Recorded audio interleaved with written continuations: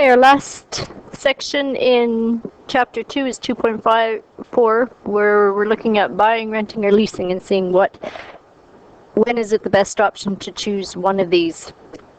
So if you lease something, it's a contract for purchasing the use of property such as a building or a vehicle from another, the leasor, for a specific period of time. So a lot of times leases are, you sign a lease when you are for an apartment for 6 months, 1 year, 2 years, whatever it is. Leases are also signed when you are purchasing a vehicle. If you're leasing a vehicle from a motor vehicle company, then you would be signing a lease with them. So you're borrowing it, but you're paying for it as you borrow it, and then you return it after a certain amount of time.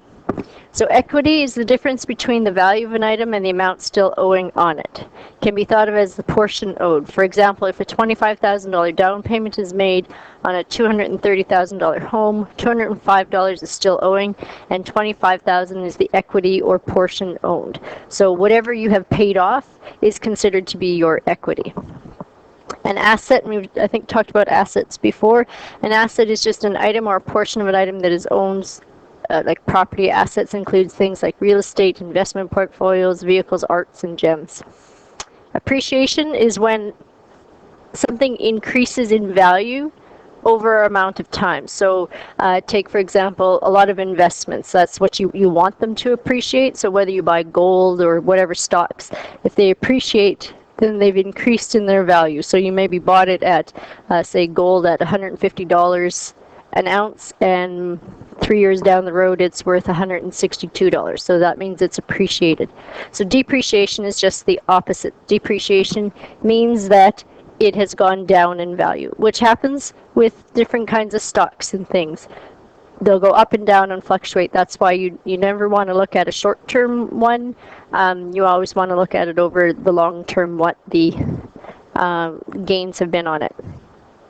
Disposable income is the amount of income that someone has available to spend after all regular expenses and taxes have been deducted. So your disposable income are the things that's the money you have left after you've paid your income tax, your EI, your whatever benefits you might have to pay into, your rent, your gas, your utilities, all those types of things, and then you have money left over. That's considered your disposable income.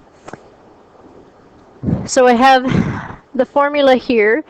A is equal to P times 1 minus R to the power of N. This is the depreciation formula. So when you're calculating what the depreciation is of an item or an asset, that's the formula that we use. So A is still equal to future value, P is your present value, R is your depreciation rate, and N is the number of depreciating periods. So if your depreciation rate might be 1% every 6 months, then it'd be, your R would be 0.01 and your N would be 2, because it'd be twice a year. So it's always looked at yearly. So it says Amanda is a civil engineer. She needs a vehicle to work on average 12 days each month. She has been renting a vehicle when she needs it. The advantage to renting is that she simply fills the gas tank and drops the vehicle off when she is done. The disadvantage is that she has to spend time arranging for the rental, picking up the vehicle, and getting home after dropping it off. She is wondering if renting is the most economical choice and is considering her options. So these are her options. She could lease the vehicle, which requires a down payment of $4,000 and lease payments of $380 a month plus tax. She would need insurance at $1,220 each year, which could be paid monthly, and would have to pay for repairs and some maintenance, which would average $50 each month. For the 4-year lease she's looking at, she would have no equity in the vehicle at the end of the term, since the car would belong to the leasing company. Her second option, she could buy a vehicle for $32,800 and finance it for 4 years at 4.5% interest compounded monthly. She would have the same insurance, repair, and maintenance costs as leasing. However, at the end, the equity of the vehicle would be considered an asset. Or she could continue to rent at $49.99 per day plus taxes with unlimited kilometers. So which option would you recommend to Amanda, and why? So we're going to solve this problem we need to figure out her monthly costs for the 3 options that she has. So if we look at the lease option,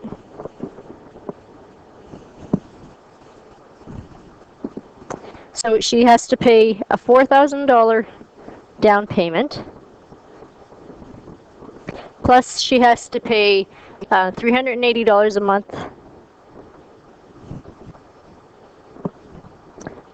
month over 4 years.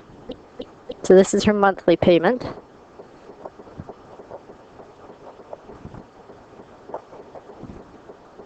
Plus she has $1,220 that she has to be that she pays every year for her insurance.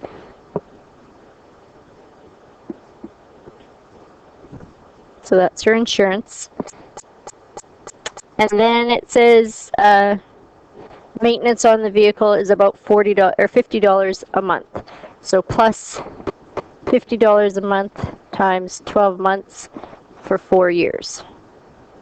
So this is maintenance.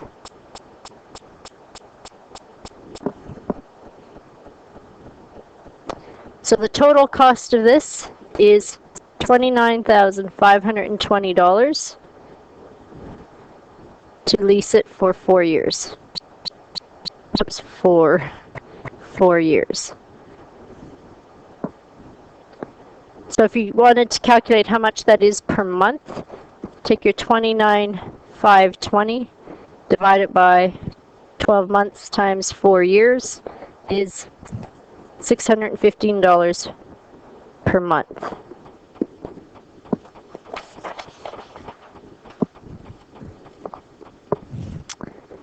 If she is going to buy this, so it's 4 years monthly payment, so 48. The interest rate was 4.5%. The cost of the vehicle is $32,800. We're trying to find out what her payments are. Future values, it's going to equal 0. She's paying monthly and it was compounded monthly. So on your calculator, let's see if I can, nope.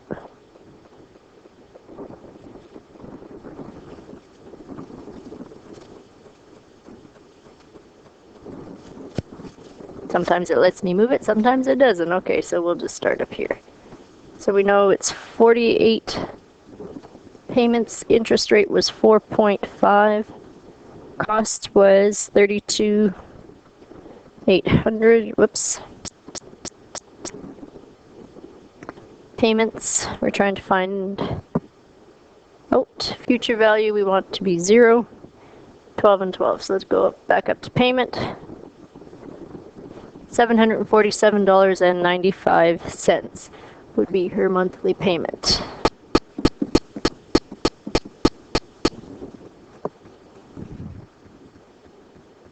Okay, so her monthly payment was $747.95 plus her insurance plus her $50 in repairs. Whoops. We're figuring this out for a monthly, so 1220 divided by 12. So that equals $899.62 per month. And then finally, her last option was renting. So if she rented, she was paying $49.99 a month, which is a total of $599.88. So if we take a look at this, to lease was $615 per month. Buy was $899.62, and rent was $599.88. So her best option, if she's going purely on money spent, the $599.88, of course, is the best deal. Now, the only thing with that one is we haven't taken into account that she has to book it, she has to get to the leasing or to the rental company, which could mean a taxi ride, which would add to the costs, and then the same thing when she returns it. The lease option is only another 15, well, yeah, basically $15, $16 more, and she would have that vehicle at her disposal all the time. So if you're looking between leasing and renting, leasing makes more sense because she would have, for an extra $15 a month, she would have her vehicle whenever she wanted. Chances are renting, she's going to pay at least $15 a month when she goes to pick up and drop off that vehicle. Now between leasing and buying, it's almost just about a $300 difference, $285 difference there. So again, it really is going to depend on what her financial position would be, because the difference is at the end of the 4 years with her buying one, she owns that vehicle and can sell it or continue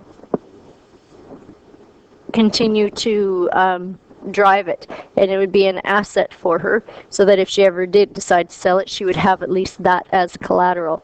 So the leasing and the buying option, it just would depend on, I guess, her financial situation and whether or not she was in a position where she could afford that, so that she had something at the end of the 4 years. At the end of the 4 years with leasing, she would just have to sign a new lease with another vehicle, or for another vehicle. And you could continue to do that, but you would never have any equity. That vehicle would always belong to the dealership. So you have to decide what would be best there. Example 2. A luxury vehicle rental company depreciates the value of its vehicles each year over 5 years. At the end of the 5th year, the company writes off a vehicle for its scrap value. The company uses a depreciation rate of 40% a year. So what is the scrap value of each of the cars below? So car A, which is currently 2 years old and has a value of $43,000. Car B, which is currently 1 year old and has a value of $75,600. So remember, our formula for depreciation is A is equal to P times 1 minus R to the N. So for car 1, or car A,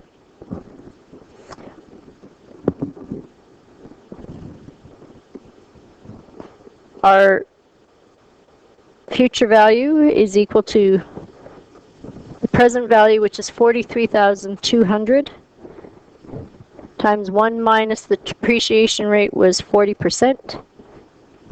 The car is already 2 years old, so there's just 3 years left on that.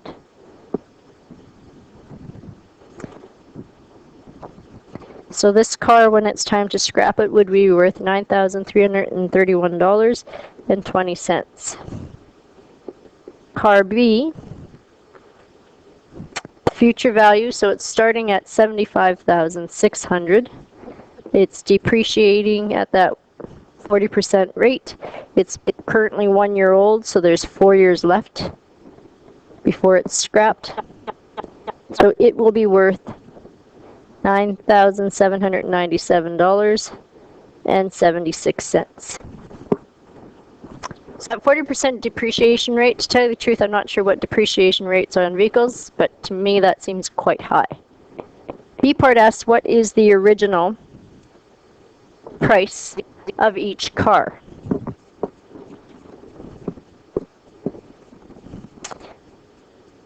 So using our formula, A is equal to P times 1 minus Rn, if the future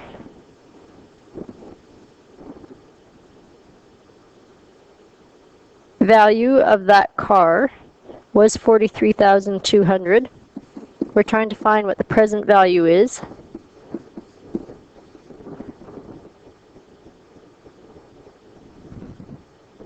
And because we're looking at it at being 2 years old, that's why we use the 2 there.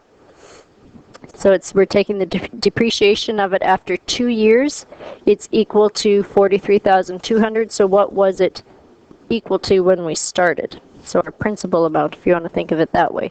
So we'll divide by 1 minus 40, or 0.40 to the power of 2.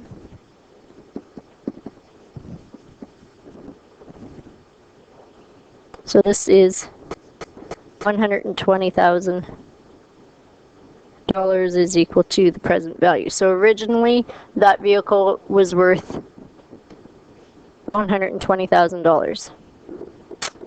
Vehicle B then, if it was worth $75,600, then it would have had to start out, and that's after it was 1 year old. Whoops. So if I divide by, well, 1 minus 0.04 is just 0.6. So 75,600 divided by 0.6. So 12,600 is how much that vehicle was worth brand new.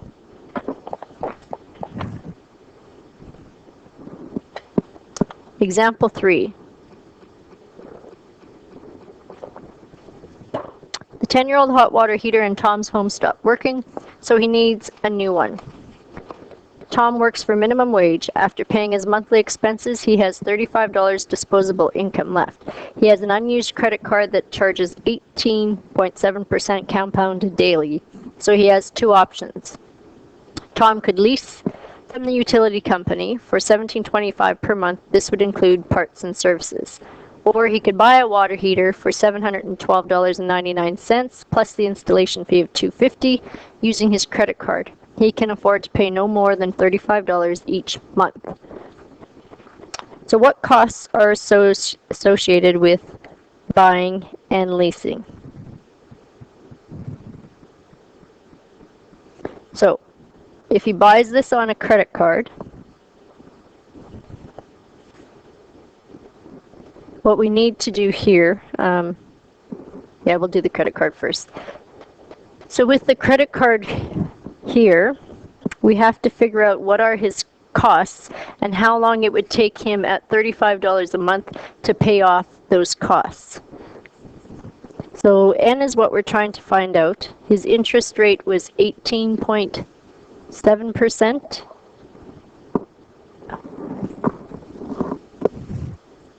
His present value is $712.99 plus that $250 installation fee.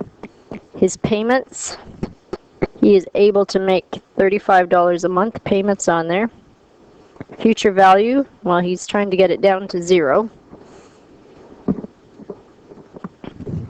Payments per year, he's making monthly payments, but the interest is compounded daily. So if we try that in here. Oh, yes, I know there's an error.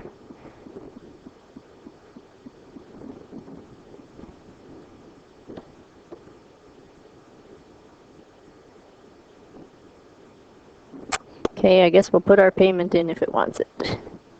So our present value was $712.99 plus $250. Payments per year were monthly, but it was daily. So if we go back up to N, alpha, enter.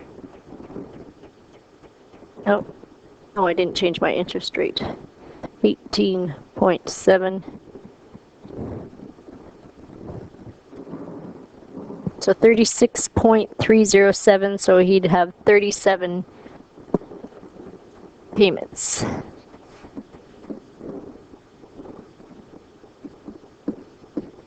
So it's going to take him 37 months to pay that off.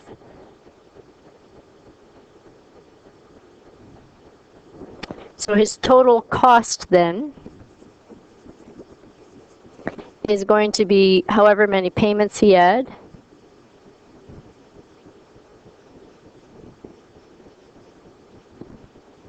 times the amount he could pay, which was $35. So this is 37 times 35. So $1,270.76.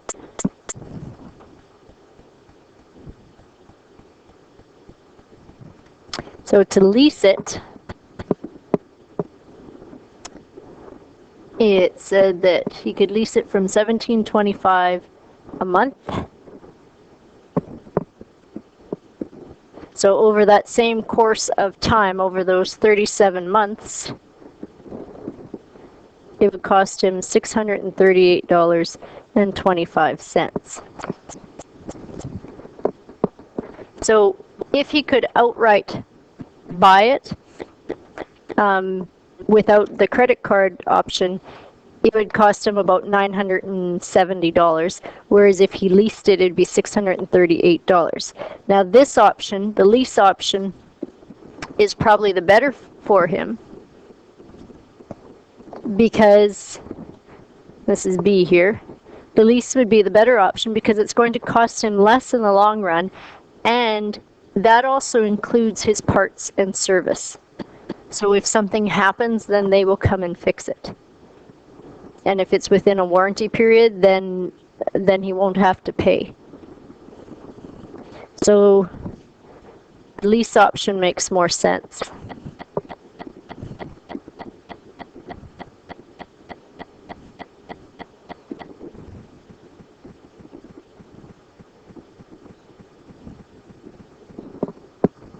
C part says, suppose that the life expectancy of a water heater is 8 years. Would this change your recommendation? So if we take a look at the lease amount, so it was $17.25 a month. And if we pay that monthly for 8 years, the cost would be $16.56 for that same water heater. So because the life expectancy is 8 years, then he might want to look at purchasing it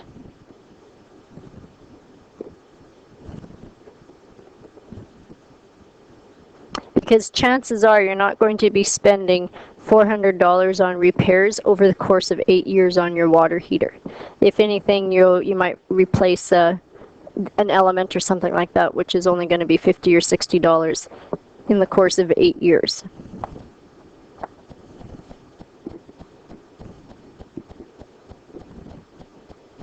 Okay, so anything under that, the 37, so which 37 is basically just a little over 3 years. So if it had a life expectancy of 2.5 or 3 years, then leasing it would make sense. But anything over 4 years would make sense to purchase it outright.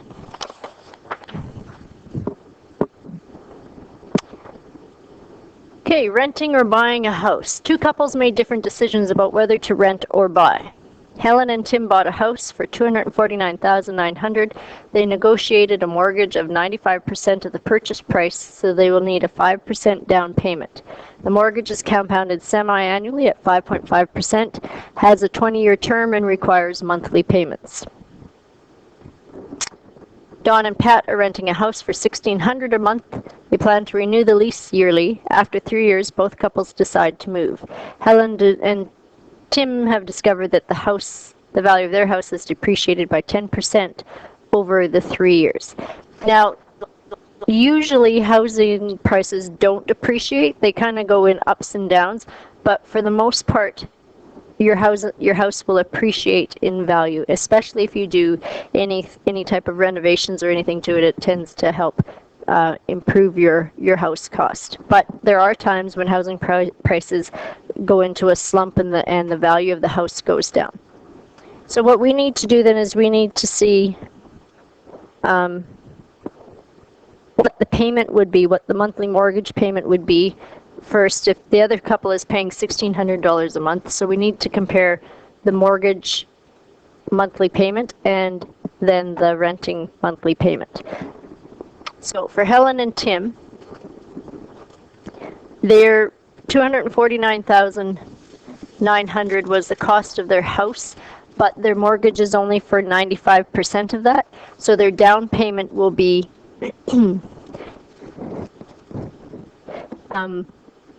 5% of that $249,000.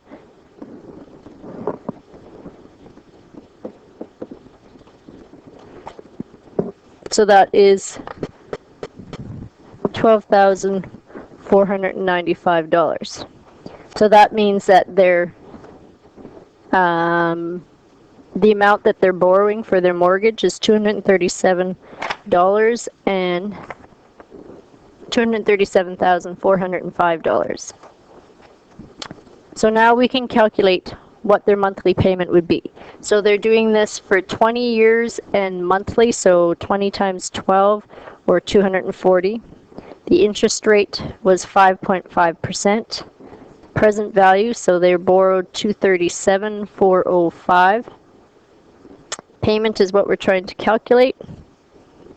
Future value, so they want it to equal 0 when they're done. Payment periods are monthly, and compound periods are monthly. So if we calculate this, this was 12 times 20 for payment periods. Interest was 5.5. 237,405. Future value is 0, monthly, and we want monthly. So we'll go up to payments. Up. 16. Okay, I have a little different number here, but I want to see why. 20 times 12 is 240. 5.5, 237,405.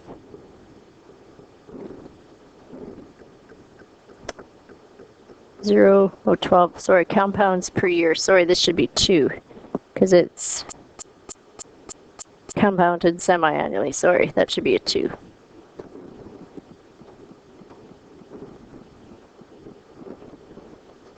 So 1624.78. So this should be a 2.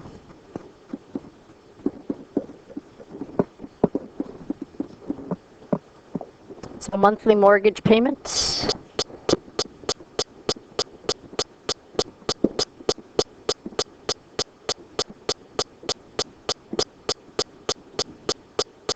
So their monthly mortgage payment is just slightly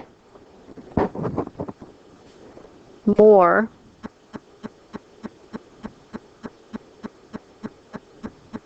than the rental one. So if you're just looking at that without depreciation or anything like that, for an extra $24.78 a month, they're going to own a house, as compared to just have paid rent for it and not have any asset when they're finished.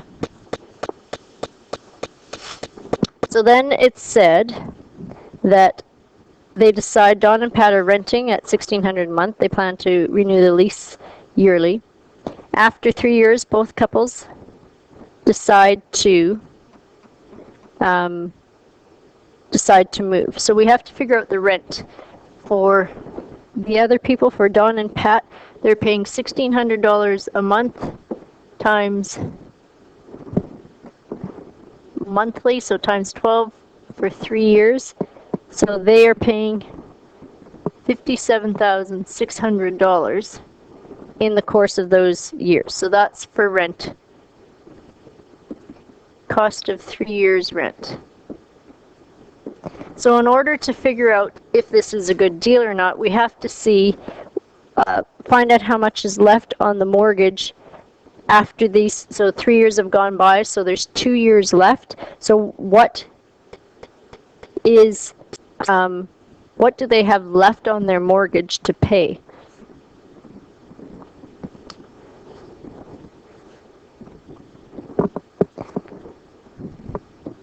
So if they've been paying for 3 years, so that's 36 terms, they've been paying an interest rate of 5.5%.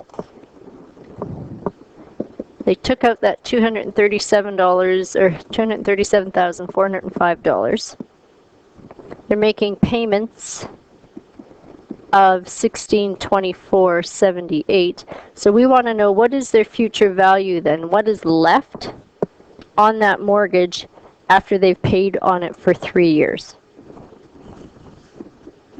So their payments per year, they're doing it monthly. Compounds per year were semi-annual. So if we go up here, we have 36 payment periods that they've done. So we want to find out the future value.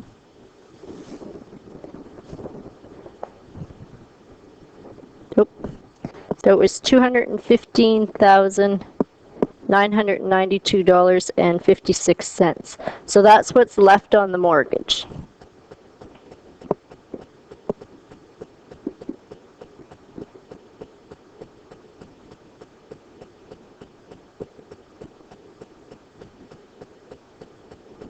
Okay.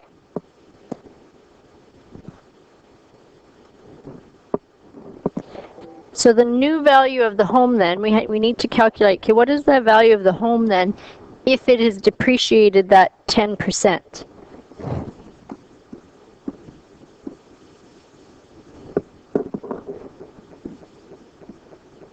So that's that A is equal to P times 1 minus R to the power of N.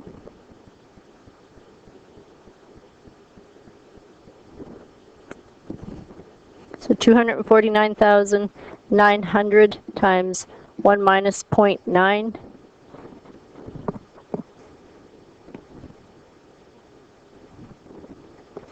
And we're looking at the depreciation for 1 year.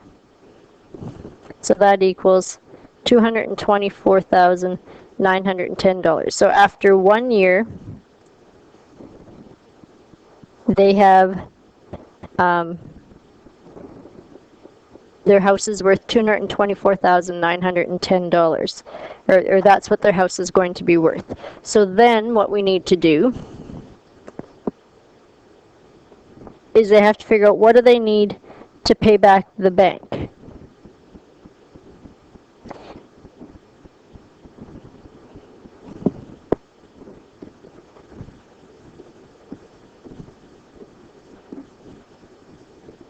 So their house is worth $224,910. That's what they can sell it for.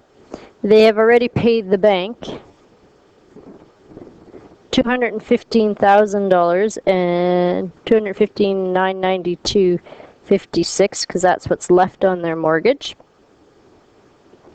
So if they sold their house for $224,910, they've already paid $215,992.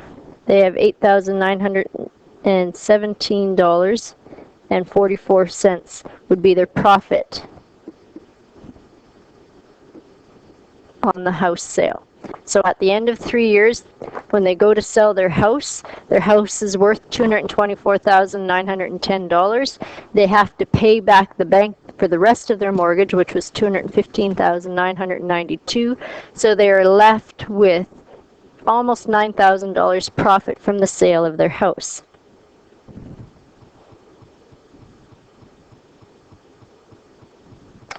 So what we need to do then is figure out then what was their cost of owning the house.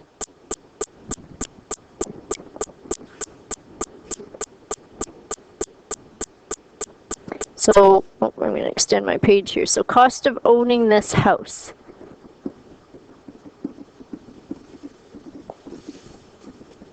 So they had to do a $12,495 down payment plus their mortgage payment. So for 3 years they made monthly payments of $1629.78. And then we take away their profit. So when they sold the house, we take that profit away from the cost of selling it. So we have down payment, mortgage payments, all together then at the end of 3 years, $62,069.64. So the renters spent $57,600 and the owner spent $62,069.64.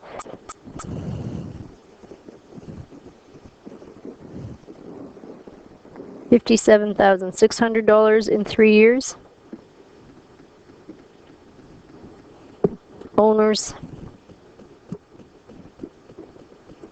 spent $62,069.64 in those same 3 years. So to decide which is the better one, it really depends on somebody's financial situation. Having been an homeowner and having that loan is building up their credit rating. So it's showing that they're responsible people. If they go to purchase another house, they won't have any problems getting a mortgage because, or a vehicle, or whatever else they want to borrow money for, because they've proven themselves to be responsible borrowers. The renters, on the other hand, that $57,600 is just money spent. They haven't had a chance to do any investing in money. They haven't had a chance to go through the whole thing of having the loans. So for that extra little less than $4,500, it just depends on a person's financial situation whether or not that would be worth it or not. Generally, though, if you can buy a home, it is better, because most of the time when you purchase real estate, the price of it will go up. There are those little slumps that happen, but generally speaking, your house is going to go up in value. So when deciding whether to rent or buy or lease, each situation is unique. A cost and benefit analysis should take everything into account. So costs need to include the costs and fees. So even borrowing from a bank, there's a fee that they charge on top of your loan. Sometimes you can work a deal so that they lower the fee or they waive the fee. There's lawyers' fees that need to be paid, and so on. Whereas if you're renting or leasing, you don't have those same kinds of costs. You also need to take into account short-term and long-term costs. So if you're renting, then whoever owns the building is the one who's responsible for repairs. If you own it yourself, then you're of course responsible for that. Benefits include convenience, commitments, flexibility, and personal needs or wants, such as how often you want to buy a new car. Since each situation is unique, it is impossible to generalize about whether renting, leasing, or buying is best. What you need to know: when renting, leasing, and buying, you often need to make payments up front. Some payments go toward the overall cost, such as down payment or a lease deposit and the first and last month's rent. Other deposits, such as a rental damage deposit, are refunded at a later date. Appreciation and depreciation affect the value of property and should be considered when making decisions about renting, buying, leasing, based on your situation. Equity can be made by buying a house, can make buying a house a form of investment. So that's what I mentioned in that other one. They're building up their equity, they're building up their credit rating when you do that.